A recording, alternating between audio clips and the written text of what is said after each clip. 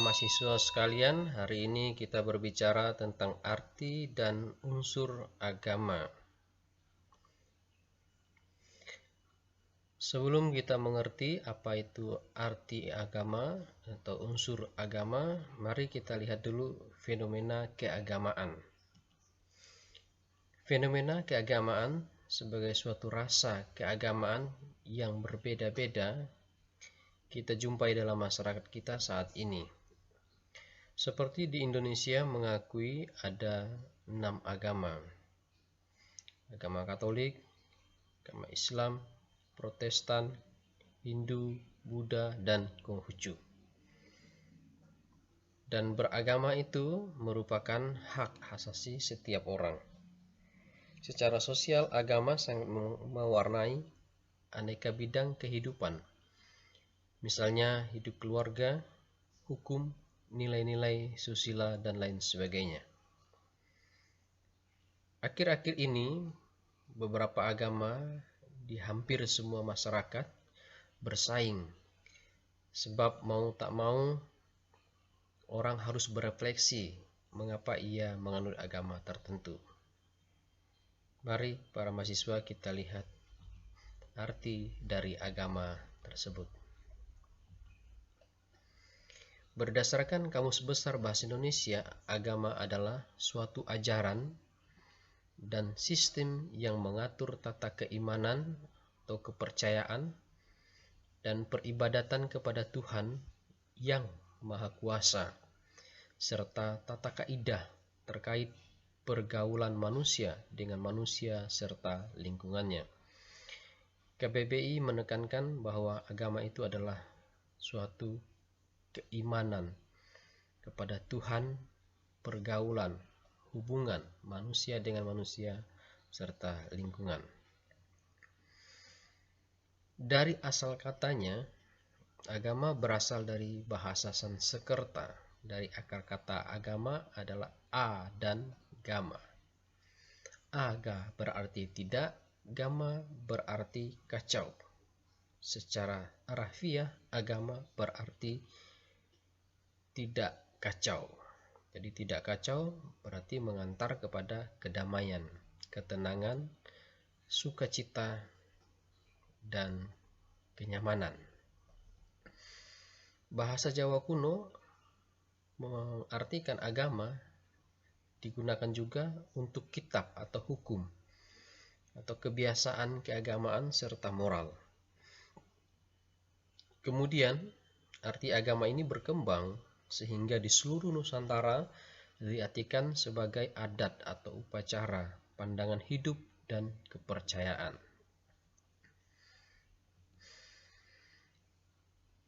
Sekarang, kata agama digunakan dalam arti yang sama dengan religi dalam bahasa Latin atau din dalam bahasa Persia atau bahasa Arab. Maka dari itu, religi dikembalikan pada kata Latin religio yang dapat diturunkan dari kata kerja beberapa istilah yang mengacu kepada arti dari agama. Pertama, relegere yang berarti memperhatikan dengan teliti, yaitu berkaitan dengan pelaksanaan ritus, pelaksanaan keagamaan, upacara-upacara keagamaan. Yang kedua, agama diartikan sebagai religare, yang artinya mengikat lagi, membuat orang mempesona tadi di awal kata. Ya. Kemudian C, reeligere, artinya memilih lagi, dalam arti tertentu apa yang sudah ditinggalkan karena dosa. Dengan demikian reeligere ini lebih menekankan soal konsep tobat kepada manusia. Ahli berpendapat bahwa agama adalah penghormatan yang wajib diberikan manusia kepada Tuhan. Seperti yang diungkapkan oleh Thomas Aquinas, agama adalah suatu keutamaan asasi. Fenomenologis atau sesuatu yang tampak memandang agama mencakup gejala yang berkaitan dengan hubungan khusus antara manusia dan yang melampaui manusia atau yang transenden, Transenden ini yang tidak kelihatan, tapi dia ada. Yang keramat atau dengan yang kudus, gaib. Agama juga secara fenologis sebagai suatu perwujudan dan bentuk hubungan manusia dengan yang suci. Nah, terhadap yang suci itu manusia merasa kurang pantas, ya, sama sekali tergantung, takut, takwa karena sifatnya yang dahsyat. Sifat yang dahsyat inilah menjadikan manusia itu sekaligus merasa tertarik kepadanya karena sifatnya yang mempesona.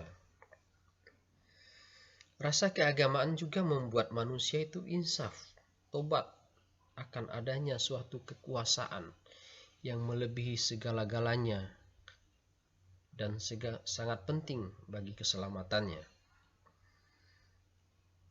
Sifat-sifat dan hakikat kekuasaan atau dikenal dengan istilah datnan mutlak, terdapat berbagai anggapan serta kepercayaan yang dimiliki oleh agama itu sendiri. Misalnya kita lihat ada istilah sebuah ajaran namanya Paramata dan Setiasa Satyasem dalam agama Hindu, Nirwana misalnya dalam agama Buddha, Al-Haq dalam agama Islam, Sang Pencipta dalam konsep agama Yahudi, atau cinta kasih dalam ajaran agama Kristen. Lebih jauh, agama menyangkut yang suci. Tadi kita melihat atau menekankan tentang agama itu yang suci. Nah, yang suci ini adalah yang ilahi, yang bersifat pribadi, personal, baik dalam bentuk tunggal, ya, diakui oleh manusia sebagai satu Tuhan, satu Allah, maupun dalam bentuk yang majemuk, dewa-dewi atau ilah-ilah yang lain. Nah, yang lain, yang ilahi biasanya berkaitan dengan suatu pengalaman para pendiri agama yang lazim, seperti misalnya disebut wahyu. Nah, wahyu ini mencakup pandangan tentang yang ilahi itu sendiri, tentang kehendaknya, tentang arti kehidupan manusia dan asal-usulnya, tentang akhirat, tentang jalan mencapai keselamatan di dunia ini dan sesudahnya. Nah, bahkan diturunkan atau dibawakan juga tentang akhlak, tentang moral, cara beribadat. Maka dari itu, apa yang diterima sebagai wahyu dicantumkan dalam kitab-kitab suci masing-masing agama. Wahyu yang disampaikan oleh yang ilahi itu sendiri memungkinkan manusia memberikan jawaban yang akhirnya melahirkan apa yang disebut dengan iman, di mana iman itu adalah suatu kepercayaan manusia menerima sabda Allah dan tunduk kepadanya dengan akal budi dan perbuatannya. Para mahasiswa sekalian, ya, orang beragama sering menyebut dirinya beriman. Dan betul bahwa agama memang berkaitan dengan iman. Tetapi dalam konteks hidup keagamaan, agama itu tidak identik dengan iman, tidak identik dengannya. Mengapa? Karena banyak orang beragama tetapi tidak beriman. Memang betul agama adalah iman hubungannya, tapi banyak orang yang beragama tidak memiliki iman. Agama merupakan ungkapan lahiriah dan konkret dari hubungan batin manusia dengan Allah. Itu yang sebenarnya beragama itu berarti manusia itu secara lahiriah, secara nyata dari hubungan batin manusia dengan Allah, dengan Tuhan. Namun banyak orang beragama juga, ya, tidak beriman. Agama hanya sebagai KTP, agama hanya sebagai identitas, sehingga agama itu, ya, bukan lagi menjadi suatu hal yang disebut dengan beriman. Ada yang beragama, beriman itu jauh lebih baik dan harusnya itu. Tapi ada beragama tapi tidak beriman, maka tidak identik dengannya. Baik, berikutnya kita lihat unsur-unsur dalam agama. Apa itu unsur? Bagian-bagian sesuatu yang harus ada, dimiliki dalam suatu agama. Yang pertama, jemaat. Jemaat merupakan sekumpulan orang, bukan suatu organisasi, tetapi orang yang berkumpul dengan ikatan batin menganut suatu agama tertentu. Itu yang disebut sebagai umat.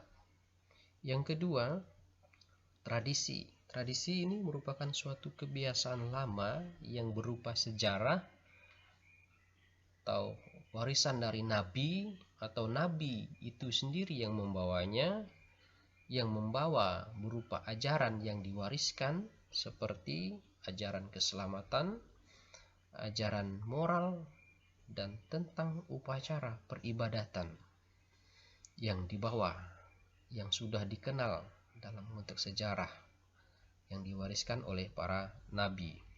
Yang ketiga, berkaitan dengan soal ibadat. Ibadat ini merupakan suatu tatanan upacara yang dilakukan oleh orang beriman, orang yang beragama, seperti sembahyang, seperti doa yang dilakukan oleh umat, oleh jemaat. Yang keempat, tempat ibadat. Tempat ibadat ini karena Indonesia menganut atau mengakui 6 agama, maka ada 6 tempat ibadat. Yang kelima, petugas ibadat. Petugas ibadat ini merupakan orang yang dianggap memiliki kesucian lebih, ya, yang memiliki kesucian lebih, yang dipercaya mampu menjadi petugas ibadat. Misalnya seperti uskup, pastor, pendeta, ustadz, ya, dan lain sebagainya. Demikian para mahasiswa untuk materi hari ini. Lalu berikutnya silakan, ini adalah tugas refleksi. Apa itu agama? Apa peran agama itu dalam hidupmu? Dan mengapa kita beragama? Terima kasih.